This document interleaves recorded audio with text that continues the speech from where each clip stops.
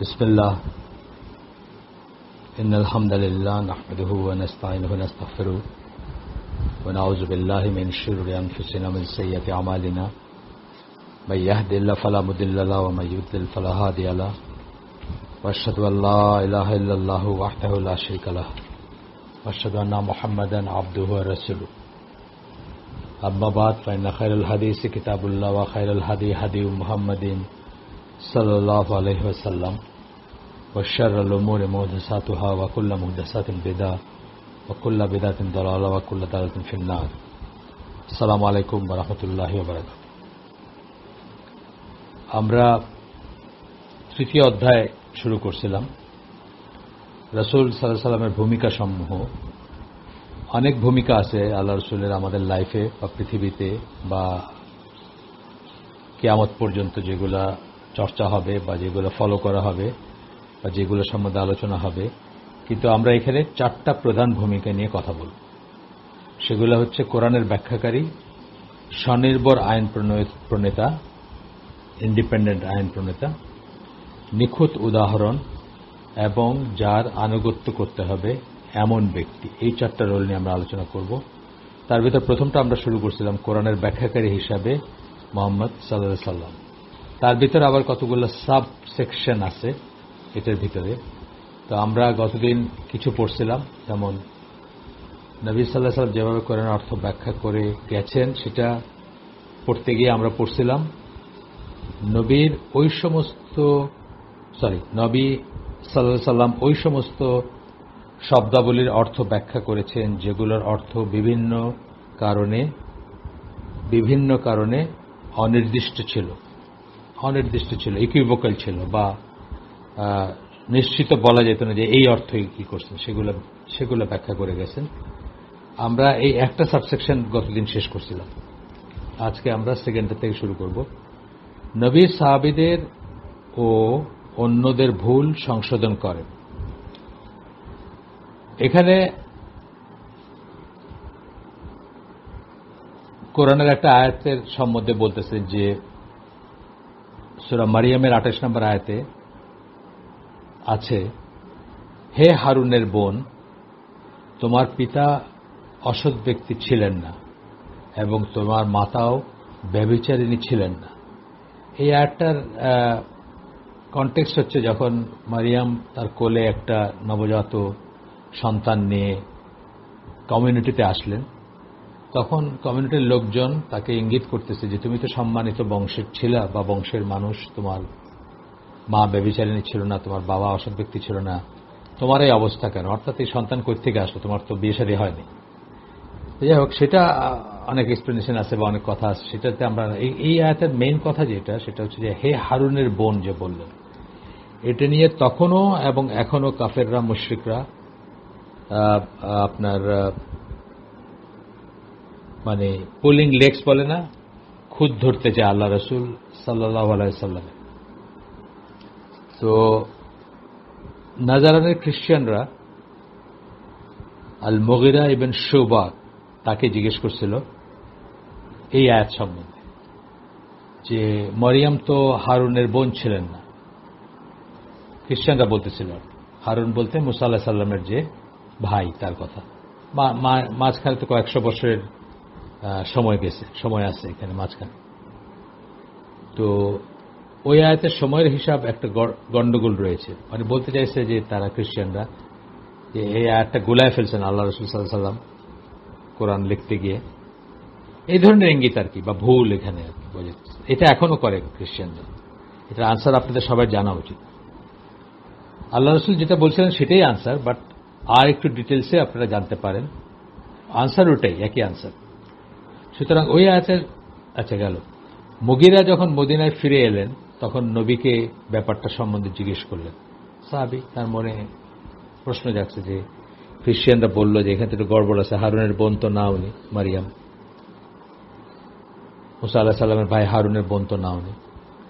তখন নবী তাকে বললেন, তারা নিজেদের, তাদের নবীদের এবং তাদের ধার্মিক পূর্বসূরীদের নাম অনুযায়ী ডাকত। নিজেদের, তাদের নবীদের নাম অনুযায়ী, মানে অমুকের বংশধর বা অমুকের এটা, এবং তাদের ধার্মিক পূর্বসূরীদের আয়দার নবী অথবা ভালো মানুষ হইলেও তার নাম দিয়ে ডাকত। এটা আমি আগে আপনাদের কাছে সম্ভবত আলাপ করছি বা এটা আসছে, আমাদের অনেকবারই আসে। এটার নবীর কথাটা প্রিসাইজ এবং ছিল আমাদের বোঝার জন্য, সুবিধার জন্য মোহাম্মদ আসাদ খুব সুন্দর একটা এক্সপ্লেনেশন দিয়েছেন যে সেমেটিক মানে এই যে আরব ইসরায়েল জোনে, যেমন আল্লাহ রাসূল সাল্লাল্লাহু আলাইহি ওয়াসাল্লামকে আদনানি ডাকা হয়, আপনারা জানেন বোধহয় না, আদনানি। তার কারণ কি, ওনার পূর্বপুরুষে একজনের নাম আদনান ছিল, হু ওয়াজ ফেমাস, বা একজন বিশেষ ব্যক্তি ছিলেন, সৎ চরিত্র বা সৎকর্মশীল ব্যক্তি ছিলেন। সেখান থেকে কিন্তু তাকে আদনানি ডাকা হয়। রাসূল সাল্লাল্লাহু আলাইহি ওয়াসাল্লামের বাবার নাম কিন্তু আদনান না, বা ওইভাবে ডাকা হয়। আমাদের দেশেও আছে এটা, যে বংশের ভিতরে একজন যখন খুব ফেমাস কেউ থাকে, যেমন আমাদের পূর্বপুরুষে কোনো একজন আরফান আলী ছিলেন, জানি না সে কয় জেনারেশন আগে, কিন্তু ওই আরফান আলীর নামের সাথে আরফান আলীর নাতি বা আরফান আলীর ছেলে বা আরফান আলীর ভাই, এইভাবে কাউকে একটু ডাকাবুকো দেখলে তাকে এইভাবে ডাকা হয়। এরকম এরকম আরো শুনছি আমি। তো এই জিনিসটাই তারা আসলে সন্দেহ ঢুকাইতে চাইছে মুসলিমদের মনে। তো আল্লাহ রাসূল বলছেন যে এই কথা, এই এক্সপ্লেনেশন দিচ্ছেন। আর মোহাম্মদ আসাদের এক্সপ্লেনেশনটা আরেকটু বিস্তারিত। উনি বলেন যে বাইবেলের একদম এক্স্যাক্টলি একটা নাম্বার দিয়ে একটা আয়াতি করছেন, যেখানে ওই এই মারিয়াম আলাইহা সালাম আর কি, তো তার কাজিন ছিলেন একজন এলিজাবেথ। সেই এলিজাবেথকে বাইবেলে সম্বোধন করা হয়েছে একইভাবে মুসা এবং হারুন আলাইহিস সালামের সাথে সম্পৃক্ত করে। সেটা তারা চোখে দেখে না। মানে যে প্রশ্নটা কোরআনের বেলায় করছে এক্স্যাক্টলি সেম প্রশ্ন বাইবেলের বেলায় করা যায়, সেটা তারা চোখে দেখে না, তারা এই দোষটা বের করে আর কি। এটা হচ্ছে ইচ্ছা করে আপনার মনে, যেহেতু আমরা কোরআন সম্বন্ধে জানি না, আমাদের মনে ডাউট ঢোকানোর জন্য। কিন্তু এটা একটা সেমেটিক স্টাইল, যে এইভাবে তারা এই করত, এবং আমাদের দেশে এটা আছে অনেকখানে। যাই হোক, আমরা একটু জাস্ট এক স্টেপ বেশি গিয়ে বললাম। মোহাম্মদ আসাদের ওইটা যদি আপনারা, আমি দেখি এই আয়োজনটা শেষ করে ওইটা বের করে, না হলে ওটা একটা স্ক্রিনশট পাঠিয়ে দিব আপনাদের এই পর্বটার সাথে। সো আপনারাও দেখলেন, আপনার একটু ভালো লাগবে দেখলে। আচ্ছা, এরপরে বুখারী এবং মুসলিমে আবু মুলাইকার বর্ণনায় একটা হাদিস আসছে, সেটা এখন কোট করতেছেন। যদি নবীর স্ত্রী আয়েশা রাদিয়াল্লাহু আনহা এমন কিছু শুনতেন যা তিনি বুঝতেন না, তবে তিনি তা নিয়ে ততক্ষণ পর্যন্ত গবেষণা করতেন যতক্ষণ না তা তার বুঝে আসত। নবী সাল্লাল্লাহু আলাইহি ওয়াসাল্লাম একবার বললেন, যার কর্মফলের হিসাব নেওয়া হবে সে শাস্তি পাবে। যার হিসাব নেওয়া হবে, জিজ্ঞাসাবাদ করা হবে, সে শাস্তি পাবে। এই কথাটা আসলে আমার কাছেও তো শুনলে প্রথমে, বা আপনার কাছে শুনলে মনে হচ্ছে না যে হিসাব তো আমাদের নেওয়া হবে, আমরা ইয়ামুল হিসাবে বলা হয় কিয়ামতের দিনকে, তাইলে হিসাব নিলে শাস্তি।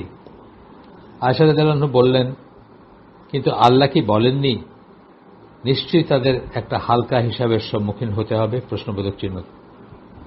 রাসূল সাল্লাল্লাহু আলাইহি ওয়াসাল্লাম তখন বললেন, তিনি সাল্লাল্লাহু আলাইহি ওয়াসাল্লাম বললেন, সেটা হচ্ছে তাদের কর্মকাণ্ডের উপস্থাপনা, অর্থাৎ প্রেজেন্ট করা হবে তাদের আমল। তবে যার কর্মকাণ্ডের বিস্তারিত হিসাব নেওয়া হবে সে ধ্বংসপ্রাপ্ত হবে। যখনই বিস্তারিতের দিকে যাবে তখনই বুঝতে হবে ইটস নট গোয়িং রাইট।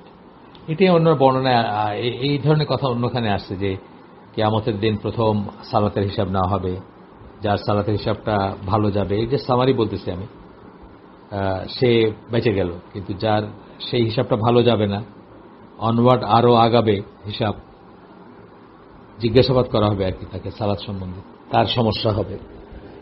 এই ধরনের বর্ণনা আসছে। অর্থাৎ বিস্তারিত যার ইচ্ছে যাবেন, বিস্তারিত যখন যাওয়া হবে যে এটা কেন করছো, এটা কেন করছো, তখনই বুঝতে হবে যে তার সমস্যা হয়ে গেল। এটা আমরা এমনি লাইফেও দেখি। আমরা ওরালস যারা ম্যারিনাররা, জাহাজে যারা চাকরি করেন তারা, বা আরো অনেকখানে ভাইভাটা, মেডিকেলেও আছে এটা, ভাইভাটা খুব ইম্পর্টেন্ট। তো সেখানে একজন পরীক্ষার্থী যখন ঢোকে, সে কিন্তু প্রথম কিছু সময়ের ভিতরে আঁচ করতে পারে যে তার ব্যাপারটা কোন দিকে যাচ্ছে, ঠিক মতো ঠিক লাইনে আছে নাকি সে ফেল করার দিকে যাচ্ছে, সেটা বুঝতে পারে। যাই হোক, এবার আরেকটা সাবহেডিং করব আমরা, যা কিছু অবাধ নবী সেটা নির্ধারণ করে দিয়ে গেছেন এবং সাধারণ অনুশাসন প্রয়োগের নির্দিষ্ট ক্ষেত্র চিহ্নিত করে দিয়ে গেছেন। একটা হচ্ছে অবাধ, জেনারেল বা মানে সব ক্ষেত্রে প্রযোজ্য। কিছু জিনিস আছে শুনতে মনে হবে জেনারেল, কিন্তু আসলে জেনারেল না, স্পেসিফিক জায়গায় প্রযোজ্য। আসেন আমরা দেখি, উদাহরণগুলো দেখি।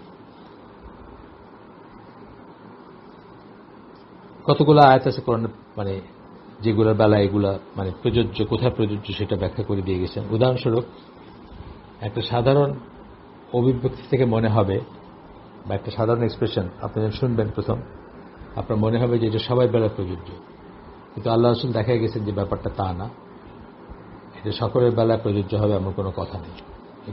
কয়েকটা কেস দেখবো আমরা। একটা হচ্ছে চোরদের কথা। সূরা মায়েদার 38 নম্বর আয়াতে আসছে, পুরুষ চোর এবং স্ত্রী চোরের বেলায় বিধান হচ্ছে যে তাদের হাত কেটে দাও। জেনারেল একটা কথা। এখন আমরা দেখব যে হাত কাটা দাও, হাত কাটা কথাটাও জেনারেল হইলেও হাতের কতটুকু কাটতে হবে এটা স্পেসিফিক্যালি আল্লাহ রাসূল বলে গেছেন, তা নাহলে এটা আনডিফাইন্ড থাকতো। কবজি পর্যন্ত, কোনই পর্যন্ত, না কাঁধ থেকে আপনার এই পর্যন্ত, কাঁধের শোল্ডার জয়েন্ট থেকে নিয়ে কাটবেন, এটা যেমন একটা পার্ট। আর একটা পার্ট হচ্ছে সব চোরেরই কি কাটবেন? যে চোর খাবারের অভাবে বা খুব সামান্য একটা পরিমাণ চুরি করছে, খোলা জায়গায় পাইছে, উঠায় নিয়ে গেছে, আর যে চোর কোন একজন বিধবা নারীর শেষ সম্বল যে গয়নাগুলো ছিল তার ঘরে শীত কেটে ঢুকছে, আলমারি ভাঙছে, ভেঙে সেটা চুরি করে নিয়ে গেছে, দুইটার ভিতরে অনেক তফাৎ আছে, তাই না? এই ব্যাপারগুলো যেমন এখানে আলোচিত হয়েছে। এই আয়াতখানি কিভাবে প্রয়োগ করতে হবে তা জানার একমাত্র উপায় হচ্ছে আল্লাহ রাসূলের সুন্নাহ শরণাপন্ন হওয়া। আসলে আর কোনো রাস্তাই নেই। আপনি এটা অ্যাপ্লাই করতে পারবেন না, বা অ্যাপ্লাই করলে আপনি অবিচার করবেন যদি জেনারেলি করেন। কেননা চোর এবং হাত উভয় সাধারণ বা অনির্দিষ্ট অভিব্যক্তি। চোরও একটা সাধারণ অভিব্যক্তি, যে খুব সামান্য 1 টাকা রাস্তার থেকে উঠায় নিছে বা ঘর থেকে কাউকে না বলে নিয়ে গেছে, সেও চোর। আর এই যে বললাম এটাও চোর। আর হাতের বেলায় বললাম অনির্দিষ্ট। এমনিতে আপাতদৃষ্টি মনে হবে প্রত্যেক চোরেরই হাত কেটে ফেলতে হবে, কিন্তু নবীর কাছ থেকে আমরা জানি যে এই দুটো অভিব্যক্তির সাধারণ অনির্দিষ্ট অর্থটা এখানে বোঝানো হয়নি। উপরের আয়াতে হাতের জন্য ব্যবহৃত আরবি শব্দ ইয়াদ বাহুমূল পর্যন্ত হাতের যে কোনোটুকুই বোঝাতে পারত বা পারে ইয়াদ বললে, কিন্তু রাসূল ব্যাখ্যা করে গেছেন যে এখানে কেবল কবজি পর্যন্ত হাতের অংশ কেটে ফেলার আদেশ দেয়া হয়েছে। কবজি। তিনি আরো বলে গেছেন যে প্রত্যেক চোরেরই যে হাত কেটে ফেলা হবে এমনটি নয়, চুরি করলেই হাত কেটে ফেলা হবে এমনটি নয়। উদাহরণস্বরূপ আল্লাহ রাসূল সাল্লাল্লাহু আলাইহি ওয়াসাল্লাম বলেন, 1 দিনারের 1/4 বা তার চেয়ে বেশি মূল্যমানের কিছু চুরি করার জন্য হাত কাটতে হবে। এটা হচ্ছে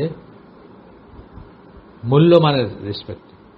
নিডের রেসপেক্টে বা অন্যান্য আরো রেসপেক্ট আসছে, সেখানে হাত কাটার ব্যাপারে ফিকের নানা রকমের ফিকের ইস্যু আছে। এখানে এটা বুখারী মুসলিমের হাদিস, যেটুকু শেষ করলাম আমরা, 1 দিনারের 1/4 বা তার চেয়ে বেশি মূল্যমানের কিছু চুরি করার জন্য হাত কাটতে হবে। এটার ফুটনোটে বলতেছেন এছাড়াও চোরের হাত কাটার ব্যাপারে অনেক ফিকি খুঁটিনাটি ধর্তব্য ও জ্ঞাতব্য বিষয় রয়েছে। যেমন যে বস্তুটা চুরি হয়েছে সেটার অধিকারী কি তা উন্মুক্ত স্থানে এমনভাবে রেখেছিলেন যা দেখে কেউ প্রলুব্ধ হয়, অথবা যা চুরি গেছে তা রাষ্ট্রীয় সম্পত্তি ছিল কিনা, এসবের উপর নির্ভর করে একটা ইসলামী রাষ্ট্র বিচারের রায়ের পার্থক্য হবে বা হতে পারে।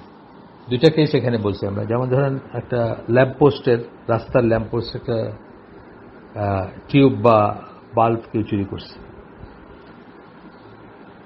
এটা তো রাষ্ট্রীয় সম্পদ। রাষ্ট্রীয় সম্পদ চুরির ব্যাপারে এটা লঘু হবে কেন? সে নিজেও এটার একটা অধিকারী, ট্যাক্স পেয়ার, সে চোর, সেই জন্য তার এক ধরনের শাস্তি হবে। আর একটা বলছেন কি ফেলে রাখা, যেমন আপনি আপনার লোডেড পার্টস মানে 100 টাকার 40টা 50টা 100টা নোট আলা একটা পার্সে রেখে এটা টেবিলের উপর ফেলে রাখছেন, এমনি ফেলে রাখছেন, ডে ইন ডে আউট পড়েই আছে।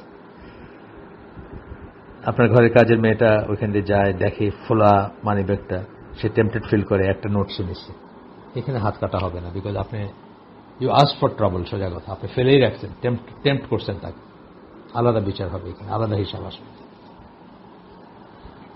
এরপরে বলতেছেন যে কোরআনের এমন আরো অনেক আয়াত আছে রয়েছে যার সত্যিকার নিহিতার্থ নবী সেই আয়াতগুলো সম্বন্ধে কি বলেছেন তা না জানলে বের করা সম্ভব হবে না।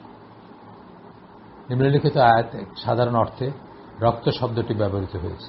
একটা আয়াতের কথা বলবেন যেখানে রক্ত, সূরা মায়দা 3 নম্বর আয়াত, এখানে আল্লাহ বলতেছেন, ফেমাস আয়াত, বড় আয়াত এটা, জানেন তো কেন ফেমাস, যে আজকের দিনে তোমাদের জন্য তোমাদের দিনকে পরিপূর্ণ করে দিলাম, আল্লাহ বলছেন যেখানে বিদায় হজের মাঠে নাযিলকৃত আয়াত। তো বলতেছেন তোমাদের জন্য মৃত পশু, জবাই না করা মৃত পশু, ব্র্যাকেটটা আমাদের, কোরআনের না, এবং রক্ত এবং শূকরের মাংস নিষিদ্ধ। সূরা মায়দা 3 নম্বর আয়াতে 3টে জিনিস বলা হচ্ছে। আল্লাহ রাসূল সাল্লাল্লাহু আলাইহি ওয়াসাল্লাম ব্যাখ্যা করে গেছেন, এরপরে আল্লাহ রাসূল ব্যাখ্যা করে গেছেন যে 2 ধরনের রক্ত রয়েছে যা তাদের জন্য হালাল, আবার 2 ধরনের মৃত প্রাণীও রয়েছে যা তাদের জন্য হালাল, মুসলিমদের জন্য। তিনি বলেন তোমাদের জন্য, এটা এখন হাদিসটা আসতেছে, ইবনে মাজার হাদিস, আলবানির মতো সহিহ। আল্লাহ রাসূল বলেন তোমাদের জন্য 2 ধরনের মৃত পানি হালাল এবং 2 ধরনের রক্ত হালাল। 2 শ্রেণীর মৃত প্রাণী হচ্ছে মাছ ও পঙ্গপাল, লোকাস যেটাকে আমরা বলি। পঙ্গপাল খাইতো আরবের লোকে, এখনো খায়, সবাই খায় না বাট খায়, এটা হালাল। সেই পঙ্গপাল মরে গেলেও সেটা হালাল, এবং মৃত মাছ হালাল। রক্তের কথা বলছেন 2 ধরনের রক্ত হচ্ছে কলিজা ও প্লীহা। কলিজা ও প্লীহা, এর ভিতরে রক্ত ট্র্যাপ থাকে, সেই রক্তটা মুক্ত করা যায় না, কলিজা এবং প্লীহা, সেটা হালাল। আল্লাহ রাসূল সাল্লাল্লাহু আলাইহি ওয়াসাল্লাম বুঝিয়ে না দিলে মুসলিমরা তাদেরকে কিছু ভালো জিনিস থেকে বঞ্চিত করত। যদি না বোঝাই যেতেন তাহলে আমরা আমাদেরকে বঞ্চিত করতাম, যদি আমরা না বুঝতাম, বা কেউ যদি এখনো না জানে এই ব্যাখ্যাটা আছে, আর সে যদি শুধু কোরআন মানতে চায়, কোরআন অনলি মার্কা হয়, তাইলে সে বঞ্চিত হবে ভালো জিনিস থেকে, মাছ খাইতেই পারবে না, যা আসলে আল্লাহ তাদের জন্য হালাল করে দিয়েছেন, যেটা আসলে হালাল। ওই যে প্রাণী বললে, আল্লাহ তার ডিভাইন উইজডমে জানেন যে প্রাণী কথাটা বললে প্রথমত আমাদের মনে কিন্তু আসবে না, আমাদের মনে কিন্তু সাধারণত আমাদের মনে কিন্তু আসবে না, মাছের কথা আসবে না। পশু, মৃত পশু, এখানে পশু কথাটা ইউজ করা হয়েছে, পশু সেন্সটা ইউজ করা হয়েছে কোরআনে। পশু বললে কিন্তু কখনোই মাছের কথা আসবে না, কিন্তু কোনো একটা সময়ে কোনো মানুষ এটার একটা খুঁত ধরতে পারে যে প্রাণী, পশুটাকে যখন যে প্রাণী বলে বলবে আর কি, বা প্রাণী সেন্সে বলবে, সে বলবে যে মাছও তো একটা প্রাণী, তাহলে মাছ কেন খাই আমরা, মৃত মাছ কেন খাই? মাছ তো বহু মাছ আমরা মৃত খাইতে হয় আমাদের। আর কিছু মাছ আছে এগুলো জীবিত অসম্ভব খাওয়া, বা জীবিত নিয়ে এসে জবাই করা বা কাটা অসম্ভব।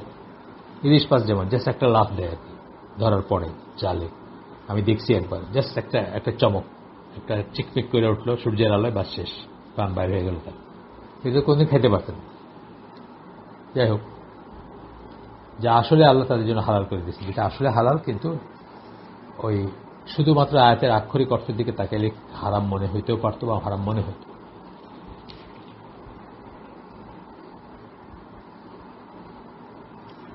এইসব বিধানের বাইরেও আল্লাহ রাসূল নিষিদ্ধ করে গেছেন, এমন খাদ্য নিষিদ্ধ করছেন যেটা কোরআনে নাই, যেমন গাধার মাংস নিষিদ্ধ করে গেছে, ডোমেস্টিকেটেড গাধার মাংস,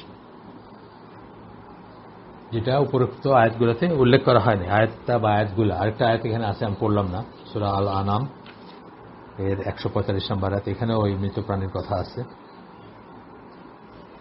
একই রকম কথা, কিন্তু এর বাইরে আল্লাহ রাসূল গাধার মাংস হারাম করে গেছে, ঠিক আছে, নিষিদ্ধ করে গেছে, সেই অথরিটি তার ছিল। এবং এটা বুঝতে হবে যে ডুয়েল সোর্স, বারবার আমরা বলতেছি শুরু থেকে, আল্লাহ রাসূল হচ্ছেন ডুয়েল সোর্স অফ শরিয়ার, শরিয়ার 2টা সোর্স, একটা কোরআন, একটা সুন্নাহ, বা একটা কোরআন, একটা রাসূল সাল্লাল্লাহু আলাইহি ওয়াসাল্লাম, তার একটা তিনি, 2টা মিলায় শরিয়া। আচ্ছা, এরপরের সাবহেডিংটা, এই কোরআনের ব্যাখ্যাকারী হিসাবে সাবহেডিংটা হচ্ছে কোরআনের কোন আয়াতগুলো মনসুখ তা নবী চিহ্নিত করে গেছেন, অত্যন্ত ইম্পর্টেন্ট। এটা ইম্পসিবল যদি না বলে যেতেন যে কোন আয়াতটা মনসুখ। যেমন আমি সূরা আনফালের ফেমাস দুইটা আয়াত এবং পরপর মানে পাশাপাশি আর কি, খুব বেশি দূরে না, 60 something if I am not wrong, এখানে হয়তো একটা আসবে না, আমি যতদূর মনে পড়ে 60 সামথিং। একটা হচ্ছে যে 10 জন কাফেরার এগেইনস্টে একজন মুসলিম থাকলেও সে পৃষ্ঠ প্রদর্শন করবে না, ভাগবে না যুদ্ধক্ষেত্র থেকে, যদি না তার কমান্ডার ইন চিফ বা তার কমান্ডার যিনি মানে সিপাহসালার বা ওই যুদ্ধের যিনি আমির উনি অর্ডার না করেন কোনো একটা স্ট্র্যাটেজিক কারণে, যেমন মুতার যুদ্ধের সময় করতে হয়েছিল এটা, সেটা আলাদা ব্যাপার।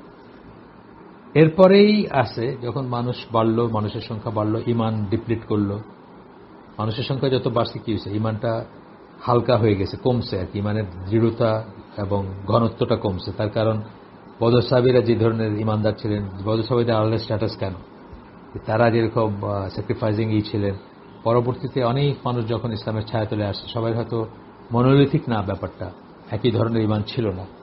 সুতরাং আল্লাহ তখন সহজ করে দিয়েছেন সূরা আনফালের আরেকটা আয়াতে যে 2:1, দুইজন কাফেরের এগেইনস্টে একজন ইমানদার বা একজন মুসলিম যদি থাকেন তা তিনি পৃষ্ঠ প্রদর্শন করবেন না।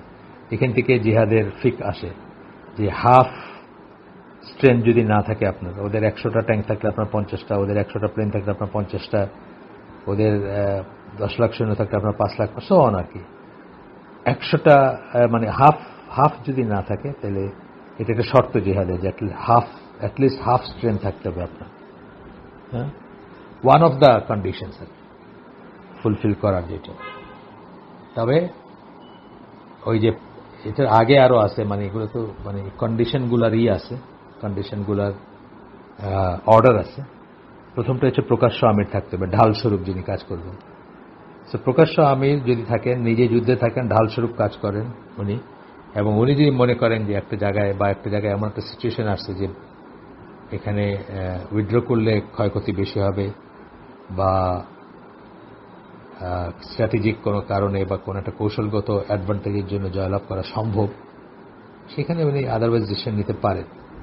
কিন্তু জেনারেল শর্ত হচ্ছে এইগুলা যেগুলো কথা বললাম, একজন প্রকাশ্য আমির থাকতে হবে, শত্রু মিত্রের চিহ্নিতকরণ থাকতে হবে, পরিষ্কার চিহ্নিতকরণ থাকতে হবে, এরা শত্রু, এদেরকে মারা হবে বা এদের সাথে যুদ্ধ হবে, ওরা মিত্র, ওদের গায়ে ওরা যেন ক্ষতিগ্রস্ত না হয়। 3 নাম্বারটা হচ্ছে ওই যে বললাম যে স্ট্রেংথ অ্যাট লিস্ট হাফ।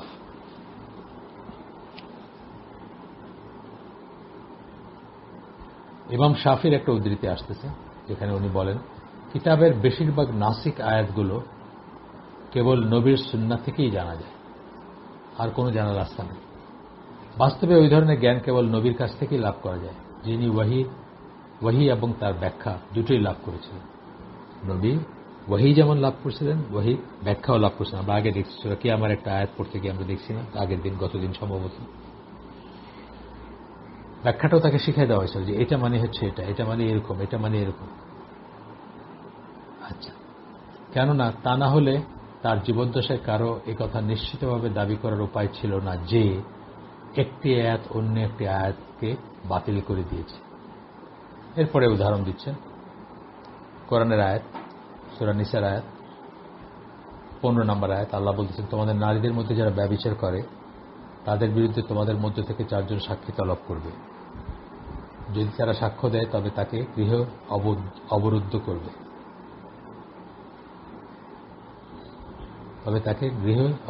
করবে, যে পর্যন্ত না তাদের মৃত্যু হয় অথবা আল্লাহ তাদের জন্য অন্য ব্যবস্থা করেন। সূরা নিসার 15 নম্বর আয়াত। এই আয়াতটা সূরা নূরের 2 নম্বর আয়াত দ্বারা মনসুখ হয়ে যায়, অর্থাৎ সূরা নূরের 2 নম্বর আয়াতটা নাসিক, যা অন্য আয়াতকে বাতিল করে। নাসিক কথাটা মানে এখানে সেটা।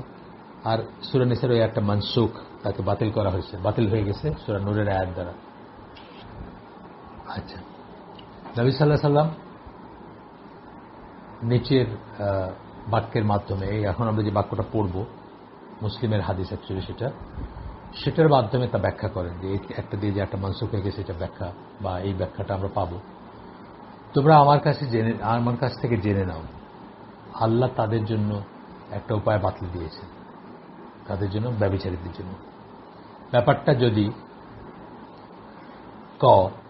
এটা আমাদের সংযোজন, এটা কোরআন এই হাদিসের কথা না, বলতেছি আমরা জাস্ট ক্লাসিফাই করার জন্য, যেটা আলাদা করার জন্য। ব্যাপারটা যদি হয় বা এমন হয়, একজন বিবাহিত মানুষের সাথে অপর একজন বিবাহিত মানুষ, অথবা একজন কুমারীর সাথে কুমারীর মাঝে হয়, ব্যাপারটা কি হতে পারে? একজন বিবাহিতের সাথে আরেকজন বিবাহিত, অথবা একজন কুমারের সাথে একজন কুমারীর ব্যভিচার, অথবা একজন কুমার একজন কুমারীর মাঝে হয়, বিবাহিত ব্যক্তিকে, মানে দুইটা পসিবিলিটি বলছেন, বিবাহিতের সাথে বিবাহিত, অথবা একজন বিবাহিতের সাথে একজন কুমার বা কুমারী হতে পারে, অর্থাৎ এক পার্টি বিবাহিত বা দুই পার্টি বিবাহিত, অথবা এরকম হতে পারে যে শুধুমাত্র কুমার এবং কুমারীর মাঝে হয়েছে। তখন কি করতে হবে? বলছেন এটা একজন কুমার ও কুমারীর মাঝে হয়, এটা খটা এবং কটা আমাদের সংযোজন। বিবাহিত ব্যক্তিকে 100 দোররা মারা হবে, তারপর পাথর নিক্ষেপ করা হবে। 100 দোররা মারা হবে, ফাইন, কিন্তু তারপরে কি করা হবে? পাথর নিক্ষেপ করা হবে। অবিবাহিত যদি হয়, সে তাকে 100 দোররা মারা হবে এবং তারপর 1 বছরের জন্য নির্বাসিত করা হবে। যারা হাদিস মানে না, যারা কোরআনীয়, তারা এই বিধানটাকে অস্বীকার করে। তারা বলে যে পাথর, বিবাহিত ম্যারিড অ্যাডাল্টারির জন্য পাথর নিক্ষেপে হত্যা, এটা তো কোরআনে নাই, এই কথা বলে তারা। যাই হোক, আমরা বুঝলাম কিভাবে আল্লাহ রাসূল নাসিক মানসুখ আয়াতগুলো, আরো অনেক আছে, উনি জানতেন অ্যাকচুয়ালি কোন একটাকে বাতিল করছে, এরকম ব্যাপারটা শুধু ওনার পক্ষে যাওয়া সম্ভব ছিল। আমরা এজিউম করতে পারতাম না, আমরা বরং কনফিউজ হয়ে যেতাম। আমরা দেখতাম যে পাশাপাশি 2 ধরনের বিধান আছে, দেখতে পারতাম কখনো কোনো ব্যাপারে। যেমন ওই যে সূরা আনফালের যে আয়াতটা বললাম, পাশাপাশি 2টা, একটা বলতেছে 10 জন 1:10, আরেকটা বলতেছে 1:2। এরপরের সাবহেডিংটা হচ্ছে, নবী কোরআনের ওই সমস্ত আদেশগুলো বিস্তারিত প্রয়োগ দেখিয়ে গেছেন, ওই সমস্ত আয়াতগুলোর বিস্তারিত প্রয়োগ দেখিয়ে গেছেন যেগুলোর কোরআনে বিস্তারিত ভাবে উল্লেখ নেই, প্রয়োগের উল্লেখ নাই কোরআনে। ওই সমস্ত আয়াত যেগুলোতে কিভাবে প্রয়োগ করতে হবে এটার উল্লেখ নেই, সেটা ক্লাসিক উদাহরণ হচ্ছে কোরআনীয়রা যেটা করে, সালাত কিভাবে পড়তে হবে এটা তো আর কোরআনে বলা নেই, ঠিক আছে? তো সুতরাং তারা সালাত পড়ার, মানে সালাতের উঠা বসা, এগুলারই রিডান্ডেন্ট মনে করে, এগুলারই বাহুল্য মনে করে। মুসলিমদের সালাত কায়েম করার ব্যাপারে কোরআনে তো আপনি জানেন যে কতবার তাগিদ দেওয়া হয়েছে, আকিমুস সালাহ, স্পষ্ট ভাষায় বলা হয়েছে, কখনো ইঙ্গিত করা হয়েছে। এবং রাসূল সাল্লাল্লাহু আলাইহি ওয়াসাল্লাম যখন মারা যান তার আগে সালাত এই কথাগুলো উচ্চারণ করছেন, মিনিং সালাতের যত্ন নিয়ে তোমরা। একটু আগে আয়েশা রাদিয়াল্লাহু আনহার একটা হাদিস বললাম, যেটাতে বলছেন যে প্রথমেই সালাতের হিসাব, এটা ঠিক গেলে বাকি সব ঠিক যাবে। সালাত কিভাবে সম্পাদন করতে হবে এটা আল্লাহ বলেননি, বিস্তারিত বলেননি। রাসূল সাল্লাল্লাহু আলাইহি ওয়াসাল্লাম বুখারীর হাদিসে বলেন, আমাকে যেভাবে সালাত সম্পাদন করতে দেখো সেভাবে সালাত সম্পাদন করো। এই বলে আল্লাহ রাসূল সাল্লাল্লাহু আলাইহি ওয়াসাল্লাম এই প্রশ্নটা, স্বাভাবিক প্রশ্ন যে কিভাবে সালাত সম্পাদন করব, এটার উত্তর দিয়ে গেছে। এছাড়াও যাকাত, রোজা, হজ, বিয়ে, তালাক, জিহাদ, এই ধরনের অন্যান্য বিষয়াদি ব্যাপারে আইন কানুন বা অনুশাসনের বিস্তারিত ব্যাখ্যা দিয়ে গেছে আল্লাহ রাসূল সাল্লাল্লাহু আলাইহি ওয়াসাল্লাম। কোরআনের নিরিখে তার এই ভূমিকা, মানে কি ভূমিকা? কোরআনের ব্যাপারগুলাকে, আইন কানুন বা যেগুলো আল্লাহ অর্ডার করছেন সেগুলো কিভাবে প্রয়োগ করতে হবে, আয়াতগুলো কিভাবে প্রয়োগ করতে হবে বাস্তব জীবনে, এই ভূমিকা নিয়ে কথা বলতে গিয়ে মাওলানা মওদুদী বলেন, কোরআনকে এক কথায় আইনগত খুঁটিনাটির একখানি পুস্তক না বলে, মানে আইনগত খুঁটিনাটির পুস্তক না, জুরিসপ্রুডেন্সের এই না বা ফিকের কিতাব না, বরং সাধারণ নীতিমালার একখানি কিতাব বলা যায়। সাধারণ নীতিমালা, জেনারেলটা বলে গেছেন কিভাবে প্রয়োগ করতে হবে, কিভাবে স্পেসিফিক কেসে করবে, মানে এটা প্রয়োগ হবে, সেটা আল্লাহ রসুল দেখাই গেছেন, শিখাই গেছেন। এখানে মওদুদির একটা উদ্ধৃতি আসতেছে, an introduction to understanding the Quran, Abul আলা মওদুদি, 44 পৃষ্ঠা থেকে বা 44 পৃষ্ঠা থেকে 44, পেজ 44 থেকে উদ্ধৃতি আসতেছে। মৌলানা মওদুদির অনেক কাজই, আমি এটা কিন্তু অস্বীকার করার উপায় নাই যে তারা অনেক কন্ট্রিবিউট করে গেছে। মৌলানা মওদুদি, সৈয়দ কুতুব, যদিও পৃথিবীতে যেখানে যত এক্সট্রিমিজম আছে তার সাথে তাদের দুজনের লিঙ্ক পাওয়া যাবে, কিন্তু তারা যে অনেক কন্ট্রিবিউট করেছেন এটা অস্বীকার করার উপায় নেই। আমরা যখন তাদেরকে কোট করব, তাদের কথা বলবো, আমরা তাদের ভালোটাকে অ্যাপ্রিসিয়েট করব, খারাপটাকে সমালোচনা করব, এবং মনে রাখবো যে এটা হোলসেল কোনো এন্ডোর্সমেন্ট না। এই হোলসেল এন্ডোর্সমেন্ট করতে গিয়ে কিন্তু কিছু মানুষ একদম বিভ্রান্ত হয়ে গেছে। অনেক মানুষকে আমি চিনি যারা আল্লাহর নাম যতবার নেয় তার চেয়ে মৌলানা মওদুদির নাম বেশি নেয়, অথবা সৈয়দ কুতুবের নাম বেশি নেয়, প্রত্যেক সেন্টেন্সে একবার। এরকম মানুষ চিনি আমি। সৈয়দ কুতুবের একজন ভক্তের সাথে আমার দেখা হয়েছিল, উনি ফেমাস ব্যক্তিত্ব, এক নামে চিনবেন সবাই, আমি বললাম না, অনেক কাজ আছে ওনার ইসলামের পক্ষে, কিন্তু সৈয়দ কুতুব বলতে একেবারে মানে আশিক মাসুক সম্পর্ক বলতে পারে না।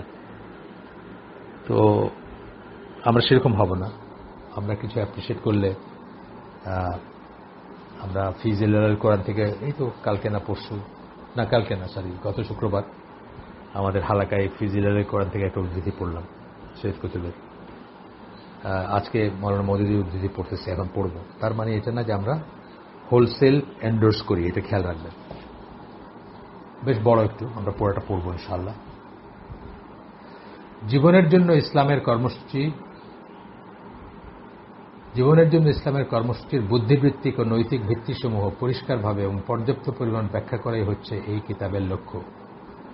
মানুষের মস্তিষ্ক ও অন্তর উভয়ের কাছে আবেদন রেখে তা একটা কোরআন সেগুলো সুসংহত করতে চেয়েছে।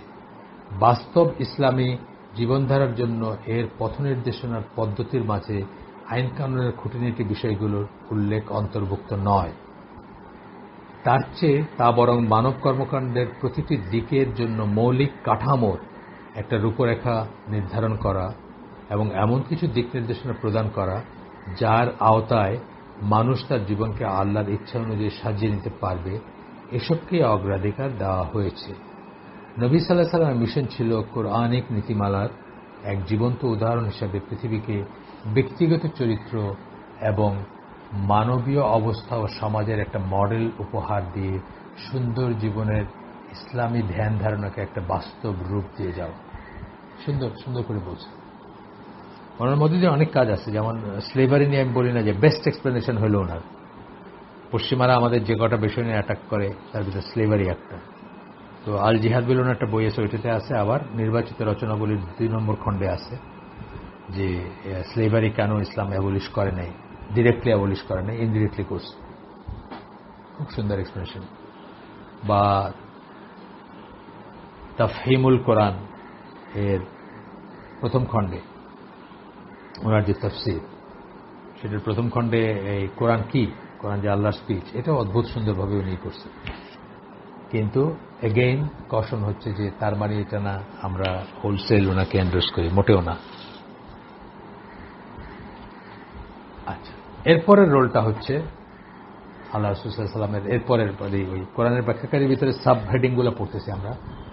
নবী সাল্লাল্লাহু আলাইহি ওয়াসাল্লাম এমন বক্তব্য রেখেছেন যেগুলোর অর্থ কোরআনের আয়াতগুলোর মতোই, যেগুলো কোরআনের বক্তব্যকে জোরদার করে এবং আরো পরিষ্কার করে দেয়। মানে একই কথা উনি রিপিট করছেন বলতে গেলে প্রায়, ঠিক আছে, একই কথা রিপিট করছেন এবং সেখানে কি হয়েছে যে আরো জোরদার হয়েছে বা আরেকটু পরিষ্কার হয়েছে মানুষের কাছে। যেমন সূরা তওবার 38 নম্বর আয়াত, যেখানে আল্লাহ বলেন আখিরাতের তুলনায় এই জীবনের সুখ স্বাচ্ছন্দ্য নগণ্য। এই আয়াতের ভাবার্থ আরো গুরুত্ব সহকারে প্রকাশিত হয়েছে যখন নবী সাল্লাল্লাহু আলাইহি ওয়াসাল্লাম বলেন, মুসলিমের একটা হাদিসে বলতেছেন, আল্লাহর শপথ, আখিরাতের তুলনায় এই পৃথিবীর তুলনা হচ্ছে তোমাদের কেউ এই আঙ্গুল এবং ইয়াহিয়া তার তর্জনী দেখালেন। ইয়াহিয়া মানে বর্ণনাকারী, যিনি বর্ণনা করতেছেন হাদিসটা। এক সমুদ্রে ঢোকালো এবং তারপরে উঠিয়ে নিয়ে দেখলো তার সাথে কতটুকু উঠে এসেছে, মানে সমুদ্রে হাত আঙ্গুল চুবাই দিলে যতটুকু পানি উঠে আসে সেটুকু হচ্ছে দুনিয়ার জীবন, আর সমুদ্রে যেটা রয়ে গেল সেটা হচ্ছে আখিরাতের জীবন। মুসলিমের হাদিস এটা। আরেকটা আয়াত আছে যেখানে আল্লাহ বলেন, অবশেষে যখন তারা জাহান্নামের কাছে পৌঁছাবে তখন তাদের কান, চোখ, ত্বক তাদের কৃতকর্মের সম্বন্ধে তাদের বিরুদ্ধে সাক্ষ্য দেবে। সূরা ফুসসিলাত 41 নম্বর সূরা 20 নম্বর আয়াত। আচ্ছা, আনাস বিন মালিকের বর্ণনায় হাদিস আছে, এটা হচ্ছে মুসলিমের হাদিস, আমরা পড়ব, একটু বড়। এখানে আল্লাহ রাসূল বলেন, না যেখানে আনাস বিন মালিক বলেন,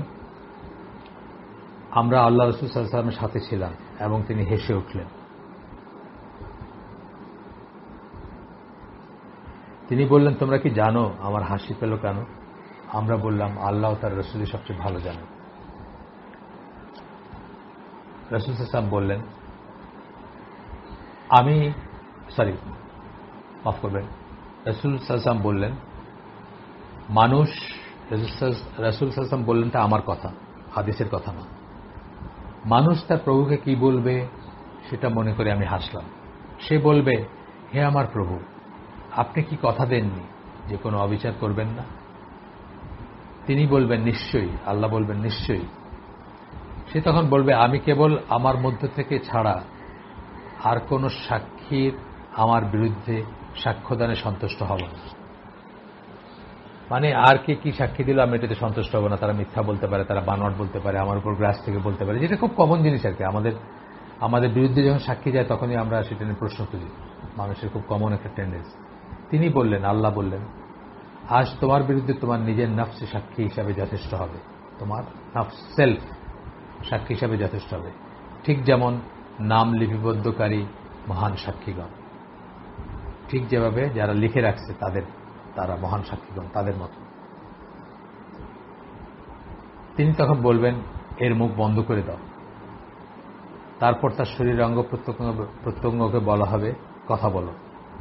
লোকের মুখ বন্ধ করে দিবে, যে ব্যক্তি কথা বলা হচ্ছে, যাকে জাহান্নামের কাছে নিয়ে যাওয়া হয়েছে, about to be thrown into জাহান্নাম। তখন তার অঙ্গ প্রত্যঙ্গকে বলা হবে, কথা বলো। তখন সেগুলো তার কর্মকাণ্ড সম্বন্ধে বলতে শুরু করবে। তখন ওই ব্যক্তিকে আবার কথা বলতে দেওয়া হবে এবং সে তার নিজের হাত পাকে বলবে, দূর হয়ে যাও, তোমাদের উপর আল্লাহর লানত পড়ুক, তোমাদের পক্ষ হয়ে আমি ফরিয়াদ করছিলাম। মানে হাত পা এগুলো পুড়বে না, হাত পা, ত্বক, যা হোক, কান, চোখ, ত্বক, হাত পা, তো এদেরকে বাঁচানোর জন্য সে পুড়বে, যে এদেরকে বাঁচানোর জন্য সে চেষ্টা করতেছিল, কিন্তু এরাই উল্টা সত্যি কথা বলতেছে যাতে তার শাস্তি হয়। মুসলিমের হাদিস। এরপরে আরো দুইটা আছে, আমরা শেষ করে দিতে চেষ্টা করি। আপনি দুইটা নাকি না আরো বেশি দেখি? না, তিনটা আছে, ও আরো অনেক কথা আছে। আমরা কি আর পড়বো কিনা বুঝতেছি না, দেখি একটু। না, আমরা আজকে আর পড়বো না। আজকে আমরা এখানে শেষ করে দিই। সুবহানাকা আল্লাহুম্মা বিহামদিকা আশহাদু আল্লা ইলাহা ইল্লা আনতা আস্তাগফিরুকা ওয়া আতুবু ইলাইক। আমরা যা শুনলাম তার ভিতরে ভালো কিছু শুনে থাকলে সমস্ত প্রশংসা আল্লাহর, আলহামদুলিল্লাহ। খারাপ কিছু শুনে থাকলে সমস্ত ব্যর্থতা আমার এবং সেটা শয়তানের তরফ থেকে আসছে। আল্লাহ আমাদেরকে তৌফিক দিন যে ভালো শুনলাম তার উপর আমল করার। আসসালামু আলাইকুম ওয়া রাহমাতুল্লাহি ওয়া বারাকাতুহু।